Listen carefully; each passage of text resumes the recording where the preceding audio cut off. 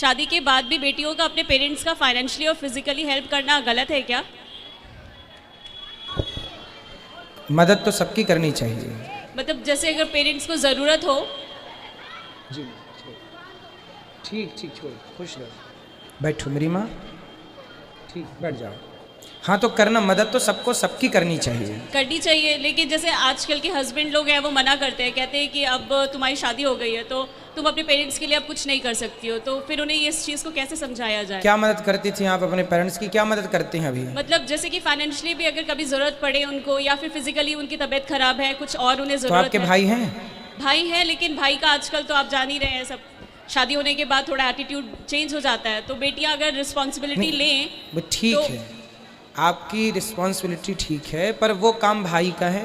माता पिता को अपने बच्चों को, इसलिए हम कहते हैं पूरी ज़मीन जायदाद नहीं देना चाहिए, अपने लिए बचा के रखना चाहिए। आपके पति का आप पर इस बात के लिए गुस्सा होना भी, इस बात के लिए कुछ समझने की कोशिश करना। यदि पति की कमाई आप अपने पिता को दे दें, आप अपनी दें तो समझ में भी आता है। पति की नहीं, अपनी कमाई। हाँ, तो उतनी जितनी ज़रूरत है उनको।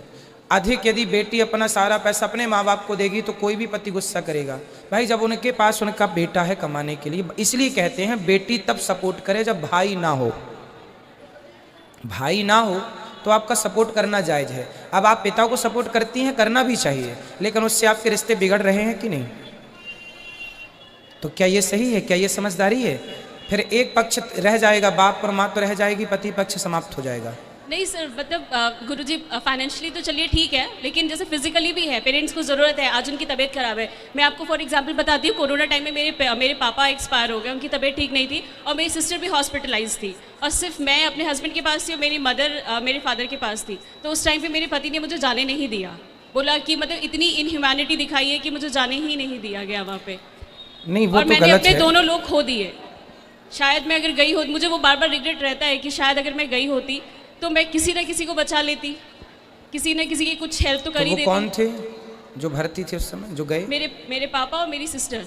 अच्छा, तो आपके पिताजी अब नहीं है? नहीं। और आपकी बहन भी नहीं है? उसकी बेटी ये है। अच्छा, तो ऐसे हाल में तो जाना आना चाहिए, ऐसे हाल में मदद करनी चाहिए, आर्थिक मदद भी कर सकते हैं। गुरुजी मैं ये बस ये जानना चाहती हूँ कि इस तरीके से फिर रिलेशन अपने हस्बैंड के साथ भी आप कितना, मतलब आप अंदर से आपको स्ट्रांग नहीं लगता है ना, आप उसके साथ रहना भी आपको अच्छा नहीं लगेगा। तो आपके पति को यदि आप लाते तो हम उनका भी एक पक्ष समझते, फिर निर्णय तक बन पहुँचते। वो क्या चाहते हैं आपसे? अभी तो आपका पक्ष हमने सुना, तो आपका पक्ष सुनने से आप सही लग रही हैं। आपके पति का ये भी पक्ष हो सकता है कि जब से शादी हुई है तब से पति को समय ना देकर केवल माँ बाप को समय दे रही हैं। यदि ये शिकायत पति की है तो फिर आप ही निर्णय लीजिए कि क्या ये सही है। भाई पति की शिकायत पत्नी से इस बात पर है कि तुम ज़्यादा समय अपने माँ बाप को देती हो, हमें कम समय देती हो, तो इसमें पति गलत नहीं है। पति अपनी पत्नी से समय ही तो मांग रहा है। परंतु यदि आपका पति, वैसे देखो दामाद को भी अपने सास ससुर को अपने माँ बाप की तरह रखना चाहिए, समझदारी तो ये कहती है, परंतु आपको समझदारी का ये परिचय देना है कि आपको अभी अपने पति के साथ रहना है और पति के साथ रिश्ते नहीं बिगाड़ने, जीवन उन्हीं के साथ गुजरना है। माँ बाप ने तो आपका कन्यादान कर दिया है, जिम्मेदारी होती है हर बेटी की, निभाना भी चाहिए, पर उस चक्कर में कहीं पति ना चला जाए, कल को आरोप लगा देगा कि जाओ फिर अपने माँ के पास रहो, बाप के पास रहो। फिर इसलिए बेटा दोनों को बैलेंस करके चलो। तराजू के दोनों पलड़े यदि बराबर होते हैं ना तो हिसाब होता है। यूं पलड़ा हुआ तो हिसाब किताब गड़बड़ है, यूं होना चाहिए, बैलेंस बनाओ। यदि आपकी गलती है उसे एक्सेप्ट कर लो, स्वीकार कर लो। गलती नहीं है तो पति को लेके आना, मैं ऐसे समझाऊंगा कि वो आपके माँ बाप को माँ बाप की तरह ही रखेगा, खुद के माँ बाप की तरह रखेगा, मैं समझा दूंगा। पर आपकी गलती है तो आप उसे एक्सेप्ट कर लो, उससे ख़त्म करो, क्योंकि उससे आपका नुकसान है। आपका तो भविष्य लंबा है, माँ बाप का तो चलो हो गया, गई बहुत थोड़ी रही, लेकिन आप देखो कि कहीं आप भी तो गलत नहीं है। ठीक है गुरुजी, दूसरा सवाल आप गलत हैं क्या इस मामले में? गुरुजी मैं कैसे बोल दूं? अभी आपने कहा कि आप जब तक दोनों पक्ष नहीं जानेंगे आप ही बताने वाले हैं, तो ये बोलना भी तो थोड़ा इम्पॉसिबल लग रहा है। इसलिए उनको भी लाना, एक बार उनके मन की सुनेंगे कि वो आपको कितना प्यार करते हैं, आपके साथ वो आगे क्या व्यवहार करना चाहते हैं, ले आएंगे तो हम समझ लेंगे उनसे। कभी नेक्स्ट अब दोनों आना। दूसरा सवाल सर, गुरुजी दूसरा सवाल ये है कि जैसे मेरे फादर और मेरी जो सिस्टर है कोरोना में एक्सपायर हुए, तो क्या कोरोना में एक्सपायर होना गलत होता है? नहीं, एक्सपायर तो कोई कभी भी हो सकता है। नहीं सर, जैसे ये कहा जाता है महामारी में या फिर ऐसा कुछ, मतलब उनके कर्म कुछ ऐसे तो नहीं ना थे? ना, नहीं नहीं, ऐसे कर्म से तो नहीं, जिसका जब समय है वो तभी जाता है। ऐसे अब कोई महामारी में चला गया तो उसको- गुरुजी लोग कहते हैं कि मतलब अच्छे कर्म नहीं किए थे तो बहुत बड़े साधु संत भी कोरोना काल में गए हैं, जी फिर अच्छे लोग भी गए हैं। तो ये तो बीमारी है, मौत जवानी है तभी आएगी, वो तो बहाना है बीमारी का। क्या बिना कोरोना के लोग नहीं मरते? बिल्कुल। फिर इसलिए ये तो मूर्खों की बातें हैं, ऐसे मूर्खों के मुंह ना लगो।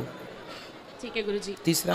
गुरुजी तीसरा सवाल ये है कि जैसे आप कहते हैं कि आजकल की बहुएं अपने हस्बैंड के सामने कंडीशन रखती हैं कि या तो अपनी माँ चुनो या तो अपनी पत्नी चुनो, तो अगर यही इसका रिवर्स हो, अगर सास बोले कि या तो पत्नी चुनो या तो माँ चुनो, तो फिर उसमें मतलब कैसे वो उसके उस सास के साथ क्या होगा? जैसे बहुओं के साथ तो ये आप कहते हैं कि अच्छे कर्म नहीं होंगे तो चुड़ैल बनेंगी या तो सास भी चुड़ैल ही बनेगी, उसमें क्या है? जो गलत करेगा, जी गलत तो कोई चाहे सास करे या बहू करे, हम करेंगे तो हम भी।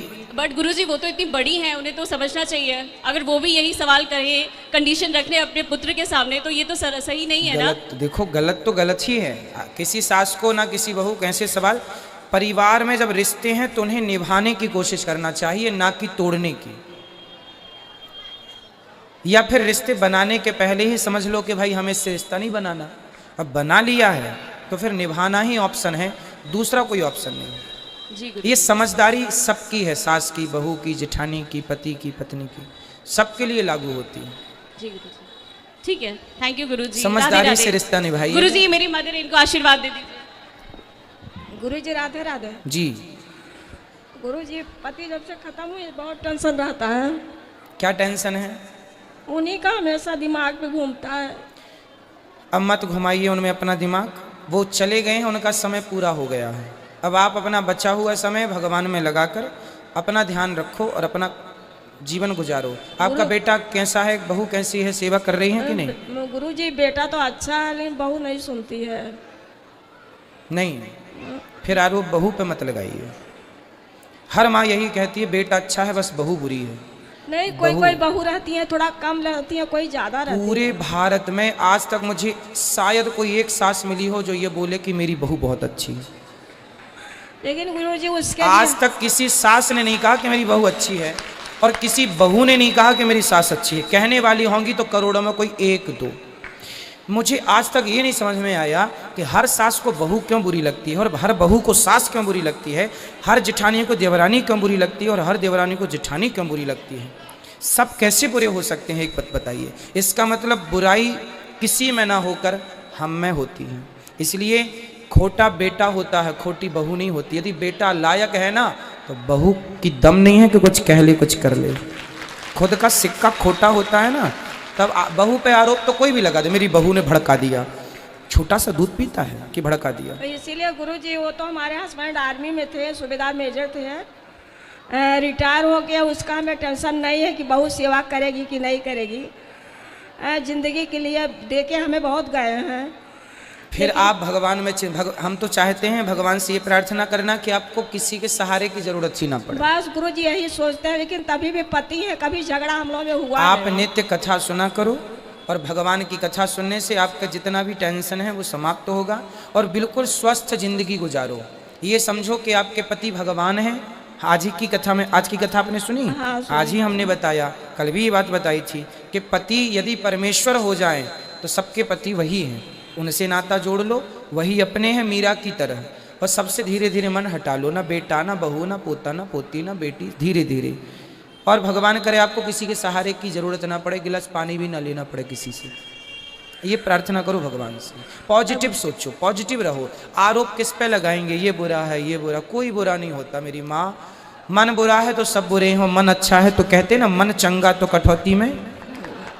यदि हम अच्छे हैं ना मेरी माँ, सब अच्छा है, और हम ही अशांत हैं, हम ही यहाँ से परेशान हैं, टेंशन बहुत है। तो बेटा श्रवण कुमार भी हो तो अच्छा नहीं लगता, क्योंकि यहाँ खोपड़ी नहीं में। गुरुजी उसके लिए हमें टेंशन नहीं होता है, हमें यही अपने पति के लिए टेंशन रहता बस है। कथा सुनो पति का तो चिंता ना करो, टेंशन खत्म हो जाएगी। खुश रहिए गुरुजी आशीर्वाद दे दीजिए। और खुश रहा करो। जो हो गया उसे आप ला नहीं सकते, इसलिए जो गई जिंदगी, जो समय गया चला गया, जो बचा है वो प्रसन्नता से गुजार लो, भगवत चिंतन में गुजार लो। किस किस के लिए रोएंगे ये बताओ।